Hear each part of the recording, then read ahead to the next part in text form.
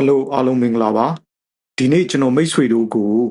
တိတ်ဆိတ်ခြင်းကိုလက်နက်အဖြစ်အသုံးချခြင်းအကြောင်းကိုပြောပြပေးခြင်းပါတယ်လူတွေဟာတိတ်ဆိတ်ခြင်းကိုကြောက်ကြပါတယ်လူအများစုဟာစကားဝိုင်းတစ်ခုမှတိတ်ဆိတ်သွားရင်အလိုလိုနေရခက်လာတတ်ကြပါတယ်အဲ့ဒီနေရခက်မှုကိုဖြည့်ဆည်းဖို့အတွက်သူတို့ဟာစကားတွေအတင်းရှောက်ပြောတတ်ကြပါတယ်ဒါဟာမိတ်ဆွေအတွက်အခွင့်အရေးဖြစ်ပါတယ်ဒါဟာသူတို့ရဲ့စိတ်ပိုင်းဆိုင်ရာကိုတိုက်ခိုက်လိုက်ခြင်းဖြစ်ပါတယ်တစ်ဖက်လူကိုမေးခွန်းတစ်ခုမေးလိုက်လို့အဖြေပေးပြီးသွားရင်ချက်ချင်းစကားပြမပြောပါနဲ့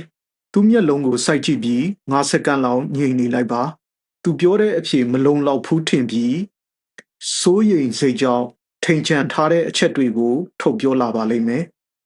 ဈေးကြီးတာပဲဖြစ်ဖြစ်အလုပ်ကိစ္စပဲဖြစ်ဖြစ်တစ်ဖက်လူကကန့်လန့်ချက်တစ်ခုပေးလာရင်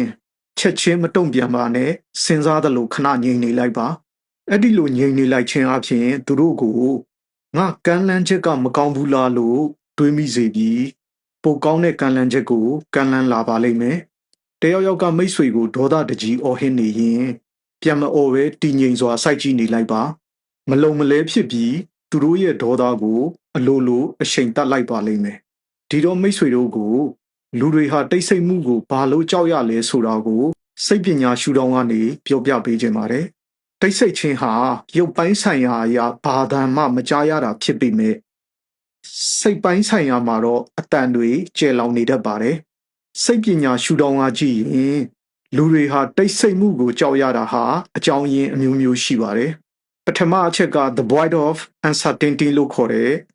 အဖြေမရှိခြင်းရဲ့မလုံခြုံမှုဖြစ်ပါတယ်လူတွေဟာတစ်ဖက်လူရဲ့အမူအရာစကားလုံးတွေကနေတဆင့်အခြေအနေကိုခံမှန်းရတာနှစ်သက်ကြပါတယ်တိတ်ဆိတ်သွားတဲ့အခါ data အချက်လည်းမရှိတော့ပါဘူးအဲ့ဒီတော့သူတို့ဟာတစ်ဖက်လူဘာတွေးနေလဲငါ့ကိုစိတ်ဆိုးနေတာလားငါဘာမှပြောမိလဲဆိုတဲ့အဖြေမရှိတဲ့မေးခွန်းတွေက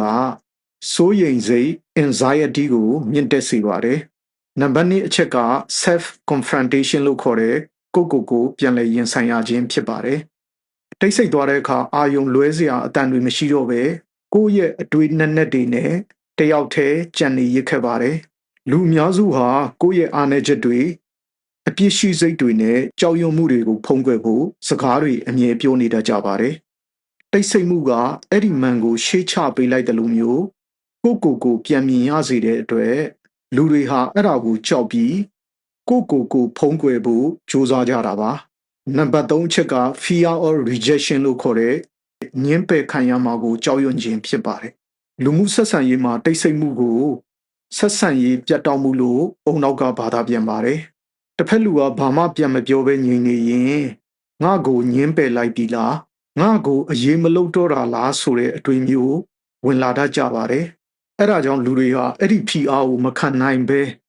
တိတ်ဆိတ်မှုကိုဖြိုခွဲဖို့စကားတွေအတင်းပြောတတ်ကြပါတယ်နံပါတ်4ချက်က power dynamics လို့ခေါ်တဲ့အာဏာနဲ့ထိန်းချုပ်မှုဖြစ်ပါတယ်စိတ်ပညာအရတိတ်ဆိတ်မှုကိုပိုင်ဆိုင်ထားသူဟာအခြေအနေကိုထိန်းချုပ်ထားသူဖြစ်ပါတယ်စကားအများကြီးပြောနေရသူဟာတစ်ဖက်လူရဲ့သဘောထားကိုသိကျင်လို့ရှာဖွေနေရသူဖြစ်သွားပါတယ်စကားမပြောဘဲငြိမ်နေသူကတော့ဆုံးဖြတ်ချက်ချမဲ့သူဖြစ်သွားတာကြောင့်တစ်ဖက်လူကအလိုလိုဖိအားခံရပြီးရှိန်သွားတာဖြစ်ပါတယ်နံပါတ်5ချက်က evolutionary instance လို့ခေါ်တဲ့ရှင်သန်မှုဗီဇဖြစ်ပါတယ်ရှေးဦးလူသားတွေခေတ်မှာတောထဲတောင်ထဲသွားလာရင်ပတ်ဝန်းကျင်ကြီးတိတ်ဆိတ်သွားတာဟာအန္တရာယ်ရှိတယ်ဆိုတဲ့လက္ခဏာဖြစ်ပါတယ်ဒါကြောင့်ကျွန်တော်တို့ရဲ့အုံနောက်ထဲမှာတိတ်ဆိတ်မှုကအန္တရာယ်ရှိတယ်ဆိုတဲ့ရှေးဦးဗီဇ K-membrane ကအမြင့်တွယ်နေစေဖြစ်ပါတယ်အချုပ်အဖြစ်ဆိုရရင်သင်ကတိတ်ဆိတ်မှုကိုကျွမ်းကျင်စွာအသုံးချတတ်ရင်ရန်သူဟာသူ့ရဲ့စိုးရိမ်စိတ်ကြောင့်ကိုယ့်ဘာကိုအမားတွေလှုပ်လာပါလိမ့်မယ်ဒီဗီဒီယိုကြည့်နေသူတွေထဲမှာအလောက်ခွင်ဒါမှမဟုတ်စကားဝိုင်းမှာတိတ်ဆိတ်မှုကိုအသုံးချပြီးတစ်ဖက်လူကိုစကားတွေအတင်ပြောထွက်လာအောင်လှုပ်ဖူးတဲ့သူတွေရှိနေနိုင်ပါတယ်ကျွန်တော်အနေနဲ့မိတ်ဆွေတို့ကိုအထူးသတိပေးချင်တာကတော့ဒီနီလန်းကိုရင်းနှီးချစ်ခင်တဲ့သူတွေအပေါ်မှာအသုံးမပြုသင့်ဘူးဆိုတာပဲဖြစ်ပါတယ်ဟုတ်ကဲ့ပါအားလုံးကိုစိတ်နှဖျားရှင်လန်းချမ်းမြေ့ကြပါစေ